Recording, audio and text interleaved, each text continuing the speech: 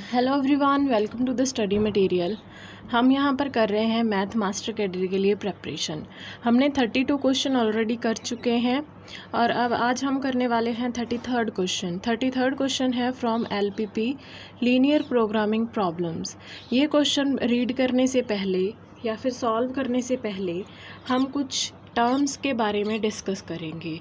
First जो term है solution, satisfies all constraints. जो सारे कंस्ट्रेंट्स को सेटिस्फाई करे उसको हम बोलते हैं solution. And second is feasible solution. Feasible solution वो है जो सारे कंस्ट्रेंट को सेटिस्फाई करने के साथ साथ वो नेगेटिव सोल्यूशंस को नॉन नेगेटिव सोल्यूशंस को भी सेटिस्फाई करे, also satisfies non negative solution. तो हमारा क्वेश्चन क्या है? Any solution of journal LPP which also satisfies the non-negative restrictions of the problem is called an optimum solution, a feasible solution, an ordinary solution, none of these। तो हमें पता है जो non negative solutions को satisfy करता है वो feasible solution होता है। इसके अलावा कुछ और टर्म्स हैं जो आपको याद रखनी है, वो मैं आपको बताने वाली हूँ। नेक्स्ट जो है वो है इनफिजिबल सोल्यूशन। इनफिजिबल सोल्यूशन वो होगा जो सोल्यूशन तो है बट नॉट फिजिबल। तो हमारा नेक्स्ट क्वेश्चन जो है क्वेश्चन नंबर 34, वो है ग्रुप थ्योरी में से। तो ये क्वेश्चन करने से पहले हमें ग्रुप थ्योरी का कॉन्सेप्ट समझना पड़ेगा। तो ग्रुप थ्योरी जो है उसके अकॉर्डिंग कोई भी चीज़, कोई भी ग्रुप कब ग्रुप हो सकता है? अगर वो क्लॉजर प्रॉपर्टी को सेटिस्फाई करे, एसोसिएटिव प्रॉपर्टी को सेटिस्फाई करे, आइडेंटिटी को सेटिस्फाई करे और इन्वर्स को सेटिस्फाई करे। इन चार प्रॉपर्टीज़ को उसे सेटिस्फाई करना पड़ता है। अगर हम नेचुरल नंबर्स और प्लस के ऑपरेशन की बात करें तो क्या ये क्लॉजर प्रॉपर्टी को सेटिस्फाई करते हैं? हमारे पास क्लॉजर प्रॉपर्टी ये होती है कि अगर हम मान लीजिए कि हमारे पास जो नेचुरल नंबर होते हैं 1 2 3 अप टू 9, राइट। तो अगर हम 1 + 2 करेंगे तो 3 आएगा, मींस नेचुरल नंबर ही आ रहा है। तो क्लॉजर प्रॉपर्टी है जो वो सेटिस्फाई हो रही है।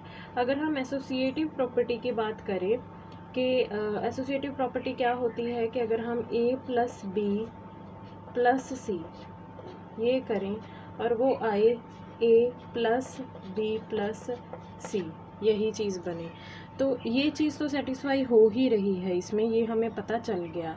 अब आइडेंटिटी क्या है? तो जो आइडेंटिटी है उसके अंदर क्या होता है कि हम a के अंदर ऐसा कौन सा ऑपरेटर लगाएं कि वो a ही आ जाए। तो यहाँ पर प्लस है नेचुरल नंबर के अंदर, तो हम एक 2 मान के चल लेते हैं। तो 2 के अंदर हम ऐसा क्या ऐड करेंगे 2 आ जाए? तो ऐसा तो कुछ भी नहीं है, क्योंकि अगर हम यहाँ पर 0 ऐड करेंगे तो 2 आएगा, लेकिन जो 0 है वो नेचुरल नंबर नहीं है। तो आइडेंटिटी भी नेचुरल नंबर के लिए सेटिस्फाई नहीं करेगी।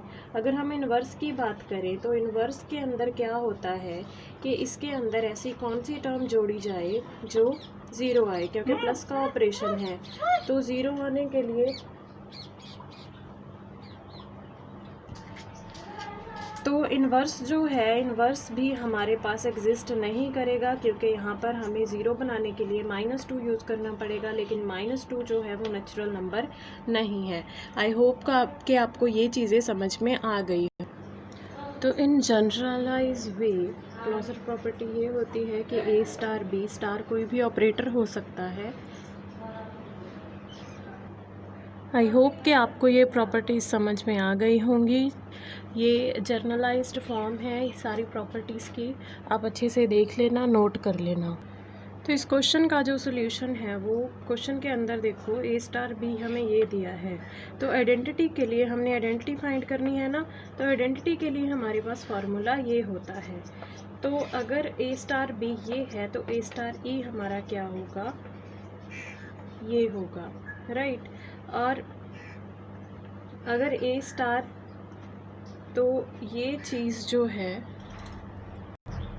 तो अब ये जो चीज़ है ये a के इक्वल आ जाएगी, क्योंकि a * e किसके इक्वल होता है? a के इक्वल होता है। तो ये a के इक्वल आ गया, तो ये a तो a के साथ कैंसिल हो गया। तो e+1 equals to 0, e equals to -1, तो -1 हमारा आंसर आ जाएगा।